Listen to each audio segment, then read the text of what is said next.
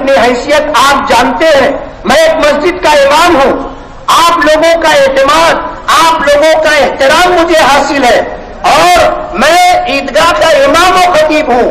اللہ کا بہت بڑا کرم ہے، سیاست میں آنے سے پہلے اللہ نے جو عزت دی تھی، اللہ نے جو مقام دیا تھا، اس کے آگے مزید مجھے کسی اور چیز کی ضرورت نہیں تھی۔ لیکن میں آج آپ کو یہ بات بتانا چاہتا ہوں کہ جس وقت ہم نے سیاست میں قدم رکھا تھا، لوگ پوچھتے تھے آپ کتنے دن رہو گے اور کب سیاست چھوڑ کر کے گھر جاؤ گے، تو ہم نے اس موقع پر کہا تھا کہ ہم نے دریا پار کیا ہے اور کشتی جلا دی ہے، اب ہم واپس نہیں جائیں گے۔ میں آج آپ کو یہ بتانا چاہتا ہوں کہ کیا ضرورت تھی کہ مجھ جیسے شخص کو اپنے ساتھیوں کے مشورے سے سیاست میں قدم رکھنا پڑا۔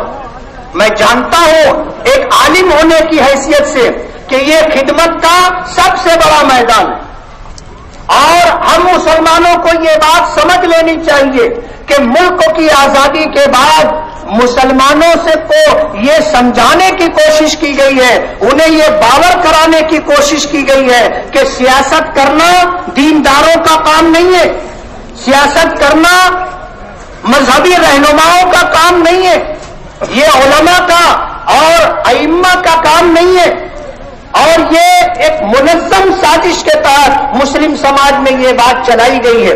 ایک مجلس میں بیٹھا ہوا تھا اور وہاں پر کچھ علماء بھی تھے جو اس مسئلے کو لے کر کے مجھ سے اختلاف رکھتے تھے، تو انہوں نے اپنے طور پر یہ بات کہی کہ یہ ہم لوگوں کا کام نہیں ہے۔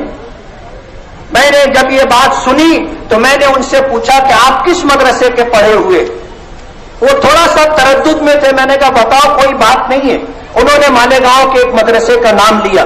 میں نے ان سے پوچھا کہ آپ نے اگر قرآن و حدیث کا علم حاصل کیا ہے، ہمارے آقا سرکار دو عالم صلی اللہ علیہ وسلم کی سیرت پڑھی ہے اور خلفائے اربعہ کی تاریخ اور سیرت آپ جانتے ہیں، تو مجھے یہ بتائیں کہ جب سرکار دو عالم صلی اللہ علیہ وسلم نے ہجرت کی تھی اور مکے والوں کے ظلم و ستم سے تنگ آ کر کے مکہ چھوڑ کر کے مدینہ منورہ پہنچے تھے اور ایک اسلامی حکومت کی بنیاد رکھی تھی، تو اس اسلامی حکومت کا سربراہ کون تھا؟ وہ شخص خاموش تھا۔ میں نے کہا آپ مجھے جواب دو، تو وہ کہنے لگے کہ نبی کریم صلی اللہ علیہ وسلم۔ میں نے کہا کہ ہمارے آقا کے دنیا سے پردہ کر جانے کے بعد پھر اسلامی حکومت کی باغ ڈور کس شخص کے ہاتھ میں تھی؟ تو کہا کہ حضرت ابوبکر کے۔ میں نے پوچھا حضرت ابوبکر کے بعد؟ کہنے لگے عمر۔ میں نے کہا عمر کے بعد؟ کہا عثمان۔ میں نے کہا عثمان کے بعد؟ کہنے لگے علی۔ میں نے کہا کہ یہ وہ لوگ ہیں جنہوں نے اسلامی حکومت کی سربراہی کی تھی اور مسلمانوں کی سیاسی رہنمائی کی تھی، آپ کیسے کہتے ہو کہ یہ ہم ائمہ کا اور علماء کا کام نہیں ہے؟